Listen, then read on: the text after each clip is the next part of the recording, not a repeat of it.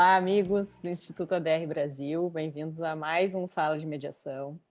Hoje nós estamos muito contentes em receber uma convidada muito especial, a Rosângela Forczak de Oliveira. Ela está aqui hoje para falar com a gente a respeito de um tema que nos é muito caro e a gente está super ansioso para falar sobre isso, que é como construir uma cultura de diálogo no cotidiano das organizações, olhando também para a mediação como uma ferramenta que pode ser utilizada nesse sentido. Então, eu queria primeiro agradecer a Rosângela enormemente por estar aqui e fazer uma breve apresentação para que vocês a conheçam também. A Rosângela, ela é jornalista, mestre e doutora em comunicação organizacional. Ela é diretora do capítulo do Rio Grande do Sul da Associação Brasileira de Comunicação Empresarial. É professora de comunicação corporativa e gerenciamento de crise e reputação em cursos de graduação e pós-graduação da ESPM, consultora líder da Verity Consultoria, e está aqui hoje com a gente. Bem-vinda, Rosângela. Obrigada, Ana. Obrigada a todos pela acolhida, né? Uma alegria estar aqui, né? Com tantos temas aí convergentes, juntando diálogo e mediação, né? Tenho certeza que vai ser um bate-papo incrível aí. Legal. E agora vamos para a apresentação dos demais membros do Instituto ADR Brasil presentes no Sala de Mediação hoje. Começando pelo nosso presidente, André Chaves. André Chaves, muito contente com a nossa convidada, muito interessado nesse diálogo, nesse bate-papo, entender um pouco mais aí dessa questão nas organizações, como é que flui essa informação, como é que a gente se torna claro, né? Acho que vamos ter uma bela conversa pela frente. Obrigada, André. Paulo. Boa tarde. Escutam bem? Sim. Boa tarde, Rosângela. Prazer te conhecer. Boa tarde, meus colegas do Instituto. Retomando aí, eu estou voltando aí para a sala de mediação, que é um pouco autêntico, mas é um prazer estar nessa conversa, nessa roda de conversa. Aprendemos agora com a Rosângela, aprender sobre comunicação, né?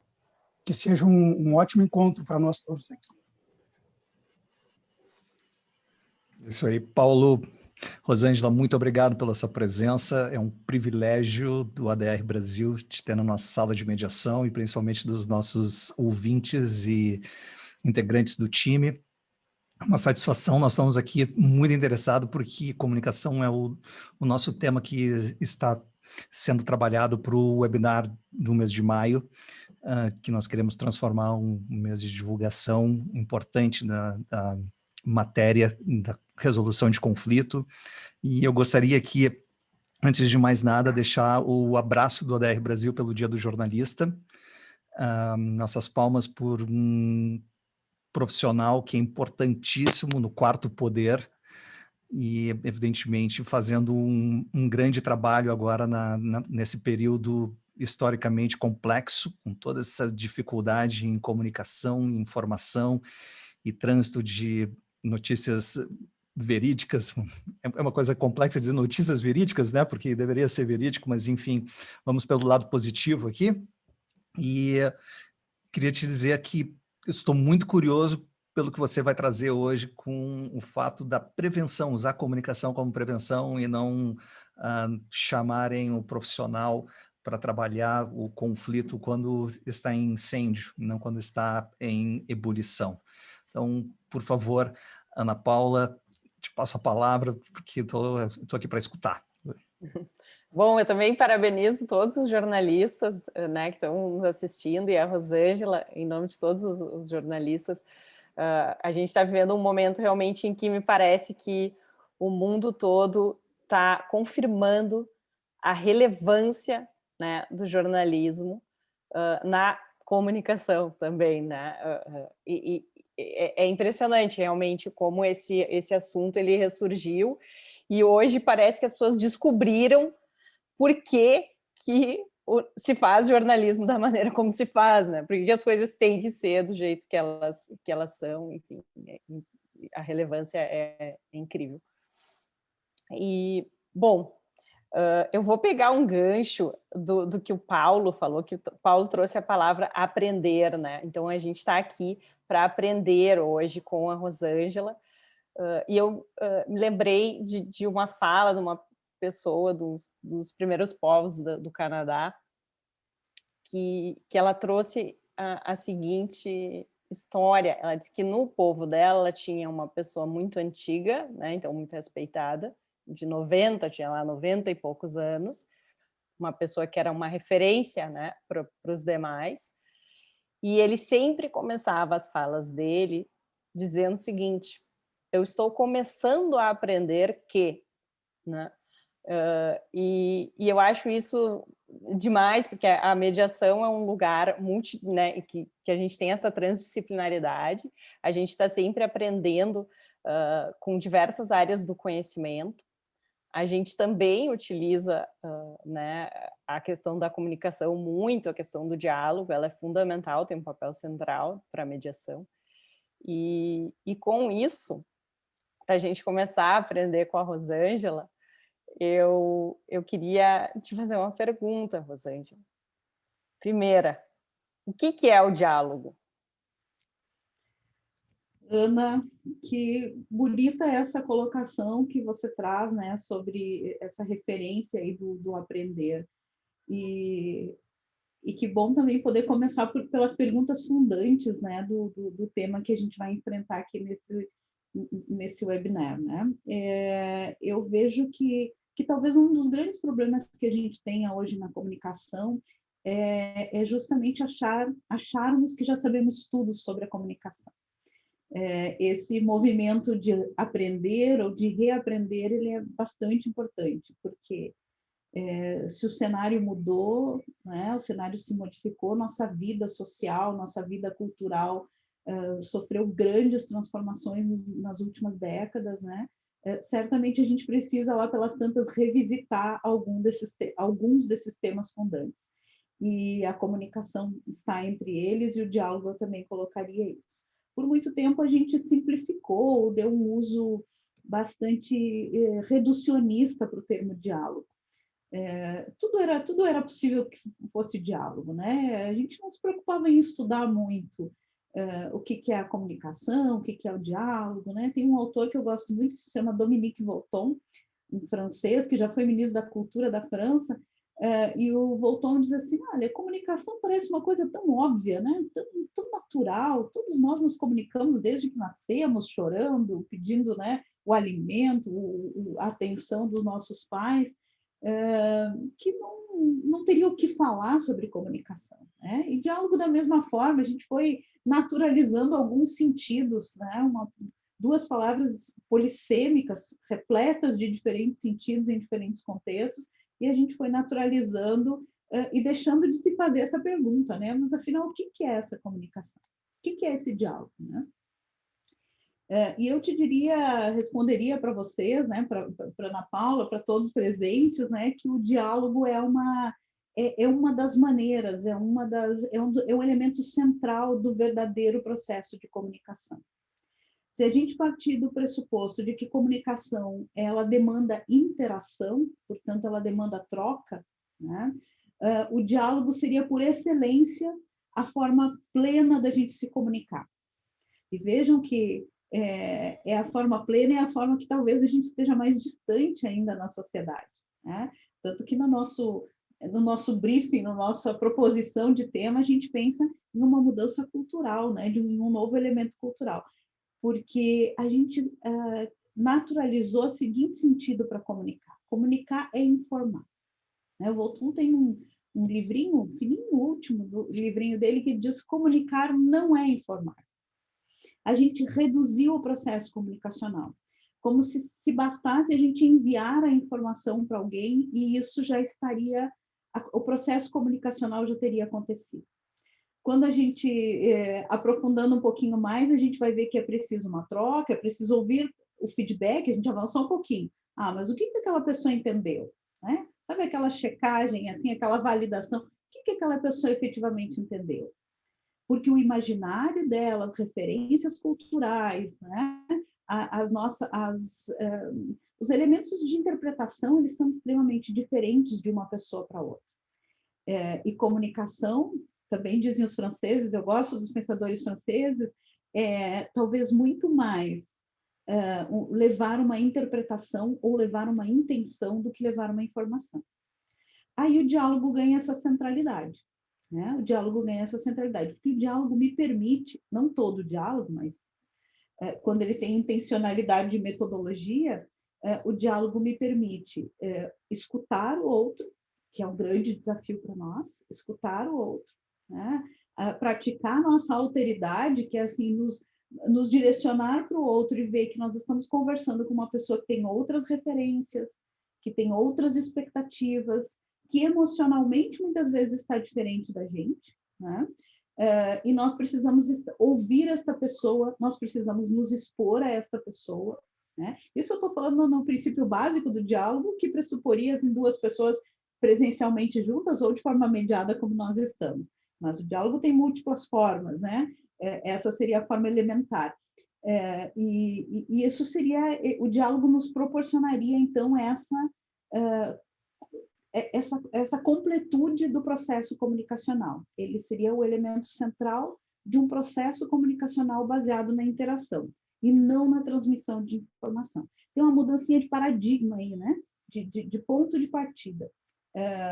Eu me preocupo em fazer com que o outro entenda, e não apenas que ele saiba, né? Porque ele só vai saber se ele compreender. É um pressuposto do saber, né? Em linhas gerais, para a gente dar uma largada nessa conversa, né? Pois é. Agora todo mundo. Agora a gente vai... Agora vem. Todo mundo quer pole position agora, né? Mas a Ana Paula vai ganhar. A Ana Paula ganhou já de saída, né? Não, eu já fiz pergunta, eu já fiz a primeira pergunta. Então aí eu vou pegar, porque eu pulei na frente. Rosângela, obrigado por esse esclarecimento. A primeira pergunta da Ana Paula disse, grau 10, o resto tudo vai ficar mais complexo, apesar da pergunta ter sido tão simples, porque a simplicidade traz a pergunta certa, ganha a corrida. Então eu venho atrás aqui no meu entendimento, que estou querendo complicar um pouco mais aqui. Como é que o cérebro funciona nisso? Na hora que, vamos dizer assim, o remetente está encaminhando a mensagem e não verifica o que o recipiente compreendeu, evidentemente essa é a linguagem verbal. A compreensão é pressuposto e nós já lançamos essa mensagem naturalmente entendendo que aquela pessoa vai entender o que nós estamos dizendo porque nós estamos partindo da nossa perspectiva. Então, como é que o cérebro funciona quando aquela outra pessoa, que eu estou buscando o gatilho do conflito, que aquela outra pessoa ela não entendeu aquilo que eu estou passando a mensagem e nesse momento, quando eu pressinto isso, eu não estou usando a racionalidade para reexplicar ou tentar aprofundar, mas eu me sinto aborrecido por essa pessoa não ter compreendido a minha mensagem. Como é que isso... Eu estou querendo tirar só da comunicação, mas também passar para o lado da compreensão do cérebro. Perfeito, Eduardo. E eu arrisco dizer, né, que 90%, 99% das situações comunicacionais em que a gente se envolve, esse tipo de reação adversa acaba acontecendo, né? Há muitas formas de rejeitar, há muitas formas de se relacionar com aquela informação emitida. Em alguma medida, o cérebro pode rejeitar aquela informação. Quando ele não encontra algum elemento de familiaridade, né? Por isso que quando a gente vai pensar numa mensagem, por isso que nas estratégias mais convencionais de comunicação publicitária, da propaganda, né? E outras, a gente busca encontrar aquela mensagem, aquela referência que já está lá no imaginário, que já está lá no cérebro do outro, para aproveitar aquele ponto de partida, né? E conseguir desenvolver, atrair a atenção. Porque o primeiro movimento é atrair a atenção do outro, né? No momento em que a mensagem que foi emitida ou direcionada para mim, né? Eu não quero me relacionar com ela, eu posso rejeitar. Volton diz isso, eu rejeito, eu ignoro. Se eu estiver mobilizado pelas emoções básicas do medo, da raiva, ou todas as outras emoções básicas, né, eu vou ter uma reação de resistência, como as pessoas dizem, mas de refutar aquela mensagem mesmo sem tê-la entendido, né? Ou eu vou reinterpretar para o meu... É muito comum, e a gente vê isso no cotidiano, né? Quando a gente recebe aquela mensagenzinha aqui de WhatsApp no final do dia, depois de uma série de reuniões, a gente está exausto. Aí vem aquela mensagem e a gente não chega nem a ler até o final, mas a gente já tem uma reação, e às vezes a gente não lê e responde, isso que é o pior, né? E aí a gente já tem uma reação muito baseada na emoção que nós estamos vivendo naquele tempo, naquele momento, que é um horário atrasado, enfim, um compromisso atrasado, alguma coisa que a gente precisa correr para resolver. Então, a gente reage emocionalmente àquela situação. Veja que quando o conceito de comunicação ao qual eu mais me filio diz exatamente o seguinte, que comunicar não é levar uma informação, mas sim comunicação é um mecanismo de mediação entre lógicas e interesses distintos. É assim que Voltaire conceitua a comunicação. Então, a comunicação como um mecanismo de mediação entre lógicas e interesses distintos. Bom, lógicas e interesses distintos nós temos em quase todas as nossas relações cotidianas. Se a gente pensar numa organização, que é o universo onde eu atuo com mais frequência, dentro de uma organização de 14 mil empregados, por exemplo, vejam o quão utópico era o nosso jeito de comunicar até bem pouco tempo. Era muito comum na comunicação interna, e eu falo 14 mil empregados porque eu acompanhei isso em uma organização com esse contingente, uma organização com 14 mil empregados emitir uma mensagem e esperar que as 14 mil pessoas entendam a mesma informação. Interpretem aquele código que foi enviado em forma de texto, ou em forma de imagem, interpretem da mesma forma. Veja o quanto era ilusório o nosso entendimento de trocas, né? Então, assim, nós vamos sair deste universo para outro, que é o universo da mediação, que hoje é o universo, e aí eu estou usando, me perdoem, eu sei que nós estamos aqui num grupo de especialistas, e é temeroso o que eu estou fazendo, mas eu estou usando a palavra mediação de maneira livre, não comprometida com nenhum conceito prévio, né? Então, nós estamos hoje chegando num outro extremo de uma nova geração que está ingressando nas organizações e que ela quer feedbacks cotidianos, que ela quer conversas e que ela quer construir sentido, né? Eu sou professora universitária, volta e meia, meus alunos vêm dizer assim, eu vou sair do estágio porque eu não estou entendendo qual é o projeto que essa empresa tem para mim. Eu disse, gente, mas você entrou lá no mês passado, é difícil, né, já ter essa clareza de qual é o projeto que a empresa... Pois é, mas eu preciso disso, eu preciso... Claro que eu estou pegando uma situação extremada aqui, não estou querendo fazer provocação, mas assim, essa ideia, nós estamos indo para um outro extremo onde as pessoas vão precisar compreender o que elas estão vivendo. Considerando o ambiente informacional que a gente vive, de overdose de informação, cada vez mais a gente vai precisar investir nesta troca de mensagens mais um a um, nessa compreensão um a um. Vejam que o desafio só está começando e não é pequeno. Pois, Ângela, é muito interessante isso que tu trouxesse. E eu fiquei pensando aqui que tu trouxesse a escuta, né, como um elemento central do diálogo. Para que o diálogo aconteça, eu preciso ter uma qualidade de escuta, né? E aí eu fiquei pensando nas organizações, e aí tu traz esse teu exemplo, que é muito incrível, de um lugar com 14 mil pessoas, né? Então, a população ali, né? E eu fiquei pensando como que a gente cria esses espaços de escuta dentro dessas organizações, que tipo de espaços podem ser esse? Eu imagino que sejam múltiplos, né, espaços. Múltiplos e muito baseado na figura da liderança, né? Hoje, por mais que os gestores e líderes eles resistam a essa ideia, o papel que eles exercem dentro da organização suplantou em muito dos canais de comunicação. Outro dia eu observava, eu fiz um trabalho grande para uma indústria metalmecânica aqui no interior do Rio Grande do Sul, e observava o comportamento dos trabalhadores da linha de montagem em relação a um canal de comunicação que eles têm, que é o mural, o jornal mural, né? Então, assim, um quadro, né? Um painel numa parede ali com as informações do cotidiano. Esse trabalhador saía da linha, já estava próximo do lugar onde ele precisava registrar ali o seu horário de saída, ele registrava o horário, ele lia a informação no mural e ele precisava validar com alguém. Ele ia lá no gestor e perguntava: aquela data que está lá no mural, essa data está valendo mesmo? Essa data eu não entendi. E ele fazia essa validação da informação, né? Um momento muito rico para o gestor também aproveitar e fazer se o gestor está consciente do seu papel de um gestor comunicador, ou do seu papel, né, para além das suas atribuições técnicas, ele aproveita aquele momento também para fazer um momento de troca, né, de um pouco de escuta, né, Ana, desse profissional e de alguma troca mais significativa. Então, tens toda a razão, assim, são múltiplos os espaços que se criam, né? E os canais tradicionais, eles continuam existindo e vão continuar existindo, eles são importantes, né?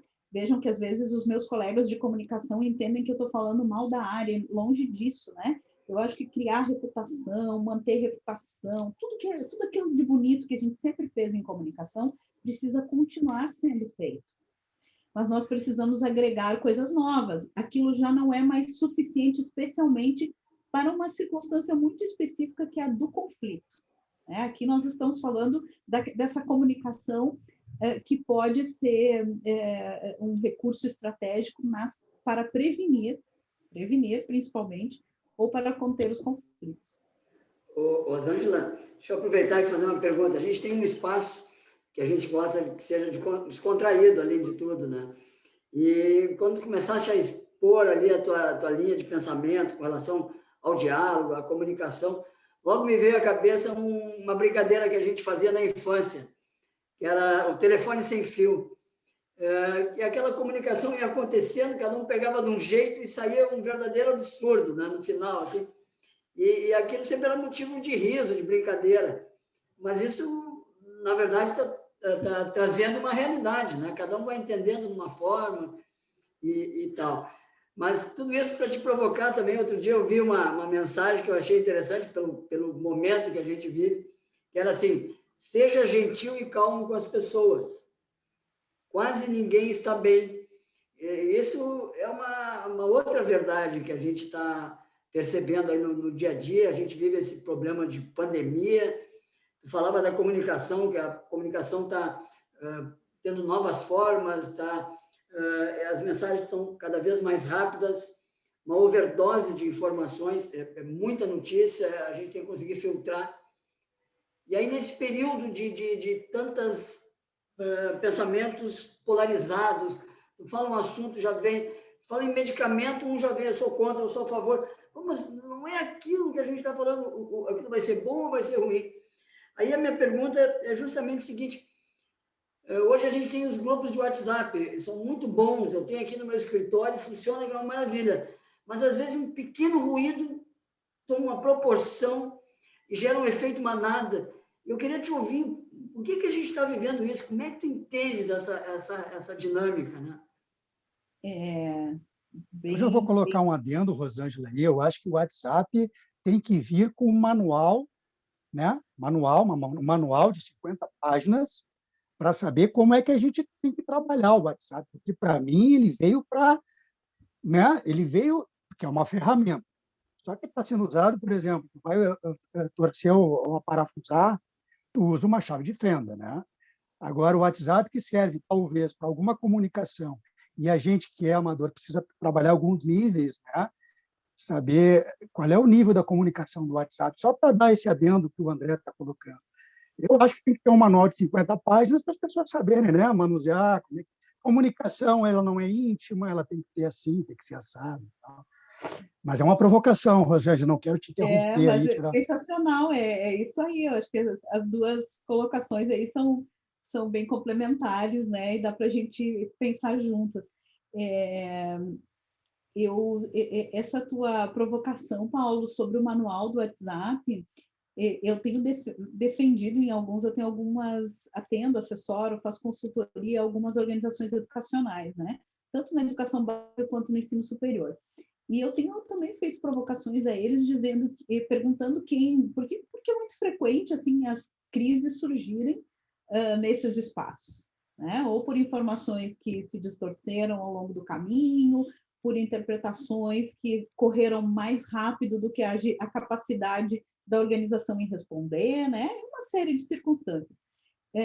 E aí eu sempre os provoco, assim, quando que nós vamos incluir essa disciplina, né, nos nossos bancos escolares, que é a formação para o ambiente midiático.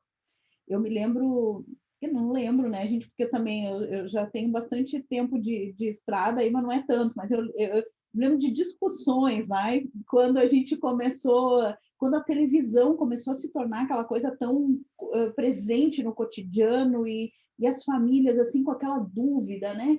O quanto tempo eu posso deixar meu filho assistindo a televisão? Tinha até uma brincadeira que a gente terceirizava os filhos para babá eletrônica, e a babá eletrônica era a televisão, né? Ou seja, a sociedade discutia o quanto ela estava educada para aquele ambiente midiático, que era o do rádio, da televisão, daqueles canais, daqueles veículos mais tradicionais. Bom, hoje a gente tem uma mídia que entrou na vida da gente, né? Porque a gente não faz mais. Lembra quando começou, chegou o e-mail e a gente tinha ainda a possibilidade de dizer para as pessoas: pois é, não recebi o teu e-mail, é que eu não entrei no computador hoje, né? E a gente dizia: não entrei no Orkut, não entrei no Orkut hoje, então não vi nada, né? Hoje a gente não entra em lugar nenhum. As mídias estão ubíquas na nossa vida. Elas estão no relógio, elas estão no celular, elas estão na televisão, né? A gente liga a televisão, vem lá o lembrete de mensagem.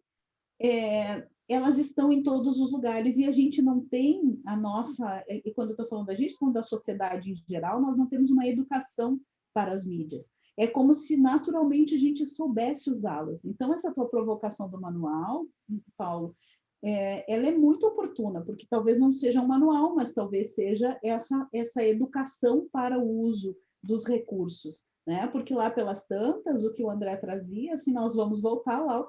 Eu acho, André, que a gente já está em pleno telefone sem fio de novo, assim, vivendo a Torre de Babel em plenitude, né? Não por acaso, um dos 3 últimos livros do Bauman, antes de morrer, do sociólogo polonês, se chama Babel, né? E ele fala justamente desse caos informacional no qual a gente vive, nesse caos de desentendimento, claro que numa visão macro-sociológica, olhando aí para o entendimento entre países, né, e grandes questões, mas no cotidiano, nas organizações, a gente vive essa Babel, que é o que a gente representava lá no telefone sem fio, né?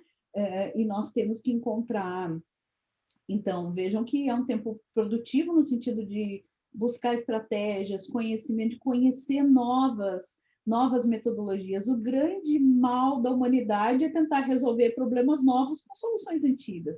Então, o que eu vejo hoje nas organizações ainda é assim: puxa, nós estamos com um problema na comunicação, então qual é o canal novo que nós vamos criar?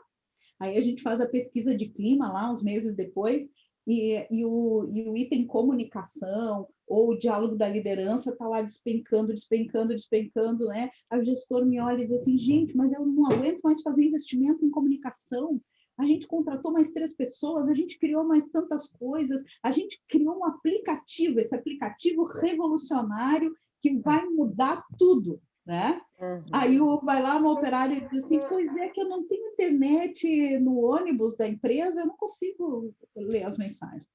Quando eu estou na linha de produção, eu não posso largar o equipamento para olhar meu celular. Então, vejam que a gente tem ainda a tendência a querer resolver esses novos problemas, esses novos conflitos, essa complexidade dos relacionamentos humanos, esse perfil das novas gerações que estão chegando nas organizações com as nossas enxadas antigas, sabe? As nossas ferramentas bem rudimentares que a gente tinha lá atrás e que não vão dar conta. Então, é um tempo muito frutífero para a gente olhar novas metodologias, olhar novas possibilidades, né? Mas precisamos nos abrir para isso, nas organizações, nas relações de forma geral, né?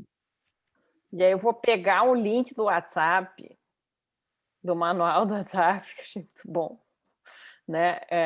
E vou linkar com a questão da cultura do diálogo, né? Então, como que a gente constrói, porque me parece que é justamente isso que o Paulo está tentando dizer, olha, isso aí demonstra a nossa inabilidade enquanto seres humanos, que ainda não aprendemos o que funciona e o que não funciona. Então, a gente nem pensou ainda o que é o diálogo, né? A gente não entendeu ainda.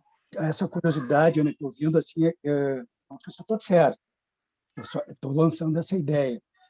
Eu acho que, como civilização, a gente esqueceu,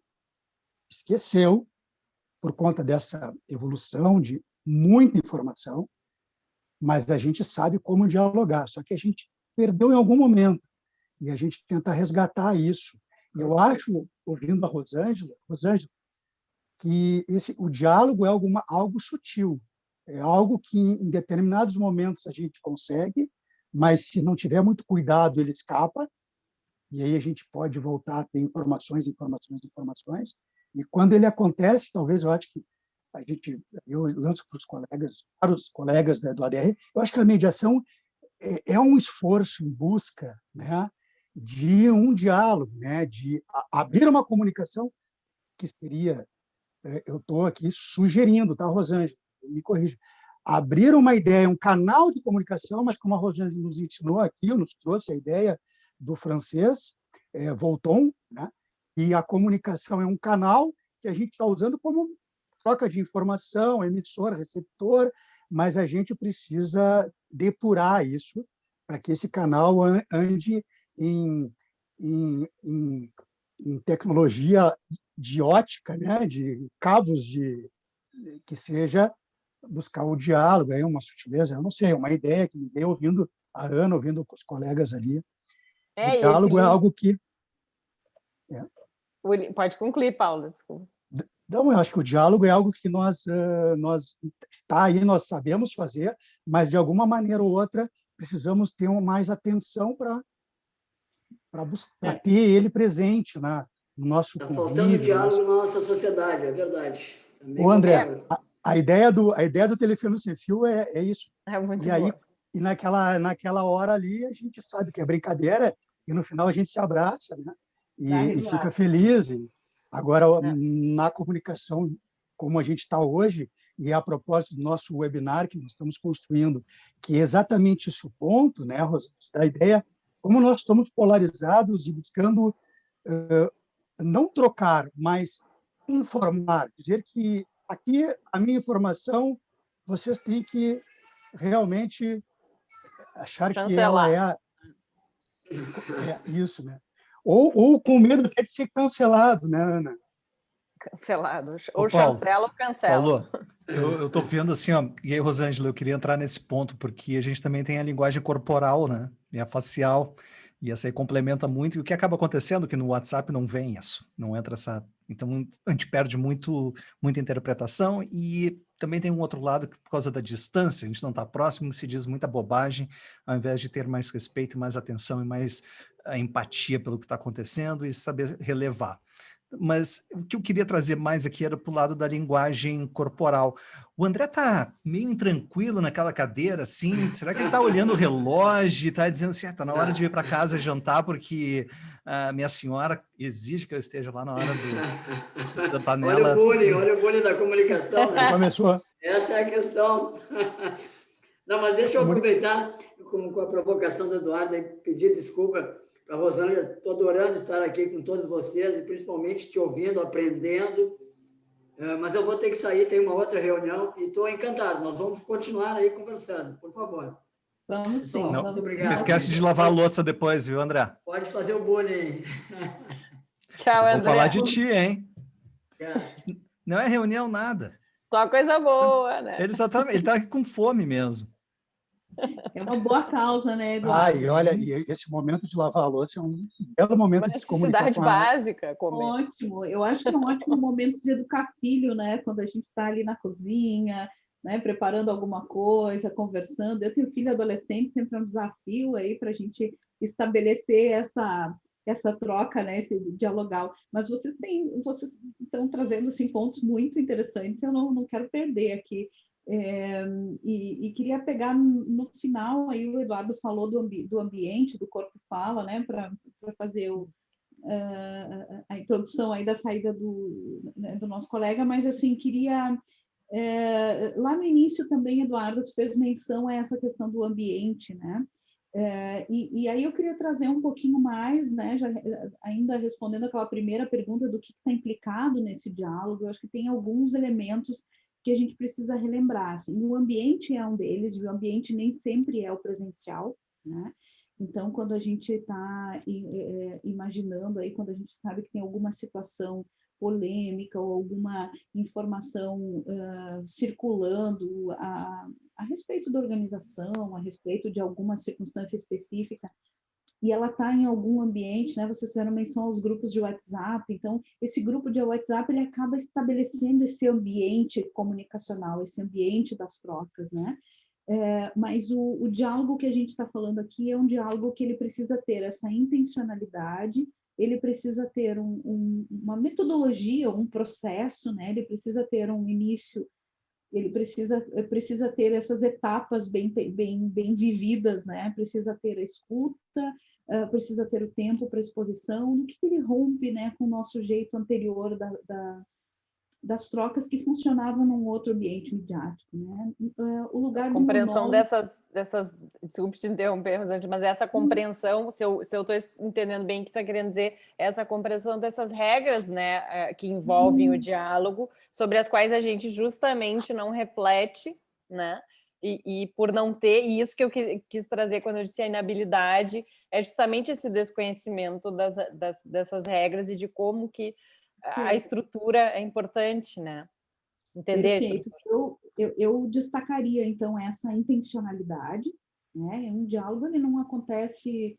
Claro que nesse informal que a gente está falando da família na cozinha, está tudo certo, né? Mas mesmo quando a gente aproveita esses momentos, a gente tem lá um tema, né, que a gente observou no comportamento do filho, que a gente acha que talvez seja um tema importante de trazer para a pauta. Então, a gente tem uma intencionalidade, mas ele surge naquele ambiente, né? Então, trazendo o ambiente sempre é um elemento bem importante no diálogo. A forma como o nosso corpo comunica. Eu gosto muito de uma escola de comunicação, que é da pragmática da comunicação humana, que eles têm um axioma que é tudo comunica. Tudo comunica, né? Hoje eu acho que a gente já pode atualizar para tudo gera um estímulo informacional, comunicacional, né? Se vai configurar a comunicação ou não sabemos, mas assim, o meu jeito de falar, o meu tom de voz, a forma como eu olho, né? Todos esses são elementos que vão compondo isso que eu chamo do ambiente, né? Do diálogo. Então, assim, esse ambiente, esse timing, o tom conversacional, né? Uma conversa por si só não é necessariamente um diálogo, mas o tom conversacional, quando eu simulo fica claro no meu tom aquela busca, né, pela troca, por dar lugar para o outro falar. A escuta, que a Ana falou, que é fundamental para mim, é o elemento principal e desafiador culturalmente para todos nós. A gente não desenvolveu essa competência, ou lá pelas tantas, como diz o Paulo, a gente esqueceu ela em algum momento. Eu gosto muito de um filósofo alemão chamado Hans Gadamer, e o Gadamer, lá pelos anos 60, né, é uma referência da hermenêutica, lá pelos anos 60, ele diz o seguinte: gente, nós estamos... Olha, eu traduzindo Gadamer, né, pretensão. Nós estamos perdendo a habilidade de ouvir o outro, nós estamos perdendo a habilidade de falar com o outro por conta da tecnologia. E ele fazia referência ao telefone, ao telefone discado. E, Rosângela, me permite aí a brincadeira, na sala a gente... o âncora pode nos permitir a brincadeira.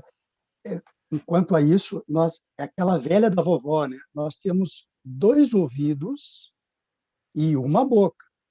Então, ou seja, vamos escutar mais os outros.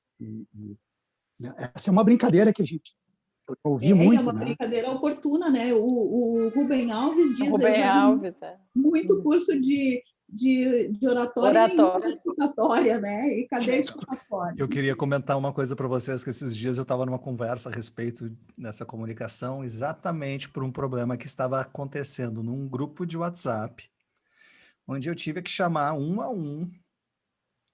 E eu não chamei no WhatsApp, eu chamei e liguei. E aí, aí chama a Rosângela assim, porque hoje eu não tenho mais contato pessoal para ir falar diretamente. Mas o pessoal já não pega mais, nem liga. É só na mensagem. Isso me deixa muito triste, porque a gente não abraça mais as pessoas. Que a forma como nós tínhamos anteriormente era poder visitar ou fazer reuniões presenciais, o que não existe mais. Nós estamos tentando hoje fazer muito mais do que podemos fazer, e para suprir, vamos dizer, essa falta de tempo, nós fazemos por mensagem. Ao invés de irmos ao telefone e conversarmos com a pessoa para podermos abraçá-la, as pessoas não estão mais se sentindo abraçadas. Isso acaba gerando porque nós não temos mais o contato humano. E numa dessas conversas onde eu estava conversando com as pessoas, alguém veio e me comentou, acho que assim, nós temos 2 ouvidos e uma boca, Eduardo, realmente, nós temos que ficar escutando mais do que falar. E eu acho que assim, não, meu amigo. Na natureza, você não nasceu, a sua forma não nasceu para falar. Dos seres vivos, somente o homem fala. Nós não temos boca para falar. Nós temos boca para nos alimentarmos. Nós podemos emitir sons, mas da forma como nós fomos criados, era somente isso. O que nós temos hoje é uma fala lógica. O nosso cérebro é preguiçoso e não para pensar o que nós estamos repetindo um para o outro. Então, pensa mais nisso. Nós não temos uma boca para falar. Essa é uma boca para nos alimentar. A fala foi uma habilidade que nós criamos com o nosso desenvolvimento. Nós somos os únicos seres vivos que nos comunicamos por fala, e que ainda existe uma gramática baseada numa lei que nos regulamenta a forma de comunicarmos e redigirmos. Então, veja bem quão distante, na verdade, hoje nós atingimos a realidade de como nós fomos criados. Organicamente, diria assim, falando. Então, existe um grande avanço aqui e nós usamos ferramentas. Eu adorei a ferramenta da chave de fenda, porque realmente é uma ferramenta muito, vamos dizer assim, básica. Não é rústica como uma pá e um martelo. Evidentemente que houve criação para isso, mas nós estamos utilizando as ferramentas num mundo extremamente diferente daquele que as ferramentas foram criadas. E nós estamos perdendo essa habilidade de utilizar a nossa percepção e atenção, e evidentemente o nosso cérebro correu na frente. Quando alguém está nos dando uma informação, a primeira coisa que nós pensamos é comparar 2 pontos, para ver qual é aquele que nos simpatiza mais ou que tem a ver mais conosco, e aí depois, a partir dessa singularidade, nós pensamos na resposta. E nós nem paramos para escutar, como um interlocutor saudável, o que o próximo está dizendo. E aí falta compreensão. E falta um estado, um ânimo de atenção e empatia com o próximo. Enfim, eram as palavras que eu queria dar por aqui, porque, evidentemente, você que está aqui para nos trazer informação. Só queria trazer um trecho que está acontecendo nos últimos tempos. Mas muito próprio. Tem muito a ver com tudo isso que a gente está falando. Eu não queria perder só uma pergunta da Ana que ela fez lá atrás. Quando ela perguntou assim, mas como é que a gente vive essas experiências, né? Como é que a gente cria essa cultura? Ou criar cultura é um pouco pretensioso, mas como a gente mexe um pouquinho, né? Porque cultura é aquele, né, grande repositório pesado que é difícil movimentar, mas eu acho que a gente traz elementos novos, e eu acredito muito nas experiências vividas dentro das organizações e das pessoas que estão ali, né? Por isso, obviamente, é o meu espaço de intervenção, mas eu tenho acompanhado experiências assim transformadoras e acabam sendo muito bem apropriadas pelas pessoas que trabalham na organização, que se coloca ou que se abre para essas metodologias. Então, considerando que tudo que a gente falou aqui no diálogo entre pessoas, interpessoal, né? Preservando um bom ambiente, tendo uma intencionalidade, né? tendo um timing certo para o diálogo. O diálogo precisa de um timing certo, assim como precisa do ambiente, ele precisa de um ritmo, né? Ele precisa de um mediador, ele precisa de alguém dinamizando aquele momento, ele precisa de alguém conduzindo aquele momento, né?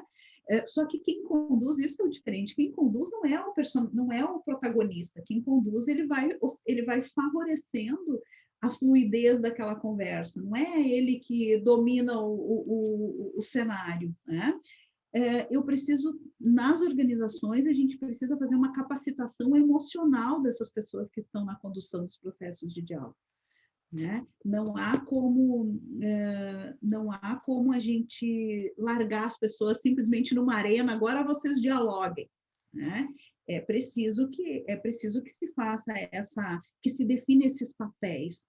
Vejam uma coisa muito simples, vou dar um exemplo muito simples para vocês de algumas experiências, que eu acho que são essas experiências, Ana, que vão criando, vamos dizer que são experiências restaurativas em relação à forma como a gente fazia anteriormente, e que são experiências bem-sucedidas e que vão nos ajudando a configurar novas estratégias, né? A gente experimenta uma vez, dá certo, a gente faz 2 vezes, dá certo, e daqui a pouco acontece o que disse meu cliente, eu já não aguento mais roda de conversa, porque agora qualquer assunto que se estabeleça um impasse, eu preciso colocar as pessoas para dialogarem, né? E eu digo que bom, isso me deixa muito feliz, isso é sinal de sucesso do nosso projeto, né? Então, mas eu preciso que essas primeiras experiências sejam positivas, então elas são experiências, são por isso que eu chamo de experimentos ou vivências, né? São momentos acompanhados. Um pequeno ponto de virada que já confunde muito a organização, porque a organização sempre teve esse lugar de púlpito, esse lugar de autoridade da informação e da comunicação, né? Quando precisa virar o polo, né? Assim, ao invés da organização falar, ela primeiro precisa escutar, depois ela vai poder falar. Ela vai ter uma pauta, esse diálogo vai ter uma pauta, né? A organização, ou quem está conduzindo aquele momento de diálogo, ele precisa ser o guardião daquela pauta, ele precisa assegurar que a pauta seja respeitada. Ela pode ter alguns espaços, né, de subversão, mas eles são previstos, né? Eu preciso que ele esteja preparado emocionalmente para ouvir coisas muito duras e não fazer aquilo que a gente comentava agora, reagir de imediato, né? O que o Eduardo disse, nem escutei toda a frase, mas eu já rebato. Ou eu já uso aquele automatismo muito comum, concordo, discordo, né? A gente põe umas bengalas na frente da frase que o outro já fica todo de alerta, a gente aciona o estado primitivo de alerta do outro e o outro já fica pronto para nos atacar. Então tá bom, agora vamos para a arena. Na arena, né, no espaço no ringue, a gente sabe lidar muito bem, né? E aí as pessoas entram no seu modo primitivo. Então, essas experiências que a gente conduz dentro das organizações de forma intencional, planejada, né? E de alguma maneira, inclusive com um certo script, né? Claro que diálogo é livre, mas assim com um certo roteiro, né? Um roteiro semi-estruturado. Eu acho que essa é a melhor forma de identificar.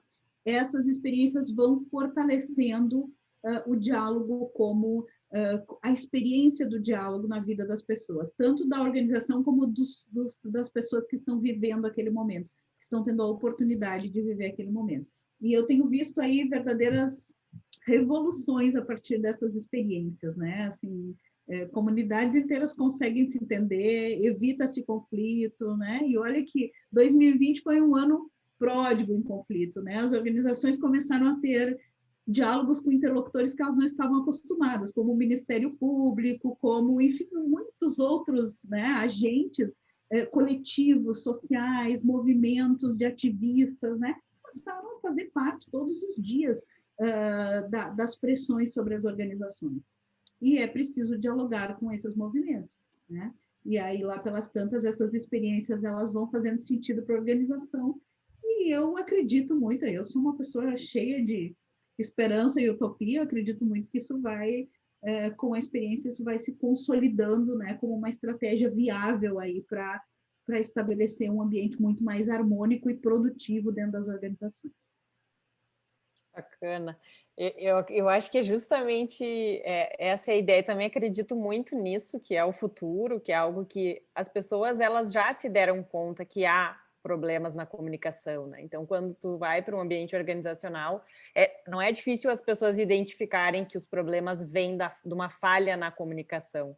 Mas aí a gente vê que há realmente essa dificuldade, porque ainda não entende, não pegou exatamente, não compreendeu quais são os elementos importantes que envolvem o diálogo para que ele seja realmente generativo, para que a gente possa realmente caminhar juntos em direção à solução de um conflito, ou usar isso como uma ferramenta justamente para prevenir, né, os conflitos e as crises.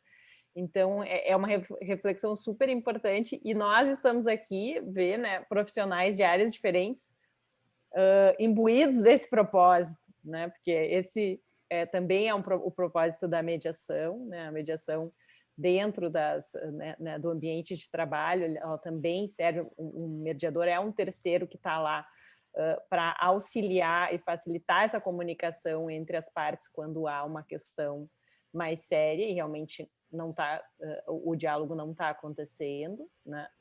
Então, é uma das ferramentas que se pode utilizar e é extremamente eficiente, né?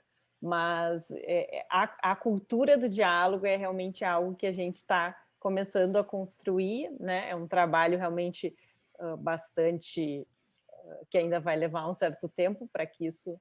Mas a organização, como um microsistema, ela tem as condições de trabalhar isso, né? Me parece, assim, e dentro daquele sistema, conseguir aos poucos ir trabalhando isso com as pessoas que fazem parte desse sistema, para que elas entendam cada vez mais e comecem a construir, então, ali dentro, pelo menos, aquela cultura do diálogo e consigam resolver as questões que aquele grupo precisa resolver, seja um conflito, seja um processo de tomada de decisão difícil, né? E complexo, mas eu queria agradecer enormemente, a gente já está no nosso tempo, né?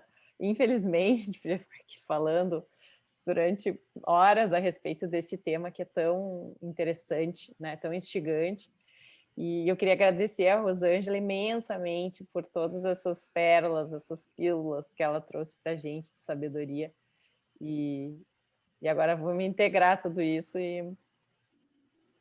e fica o nosso convite, né? A nossa casa está sempre aberta, Rosângela, para novas trocas, né? Obrigada mesmo. Muito obrigada, eu agradeço o convite, o bate-papo, né, tão gostoso aí, e certamente teríamos muito ainda a conversar, e acompanho o trabalho de vocês, e fiquei muito feliz em poder compartilhar esse tempo com vocês aí, nesse diálogo que foi tão produtivo. Muito obrigada.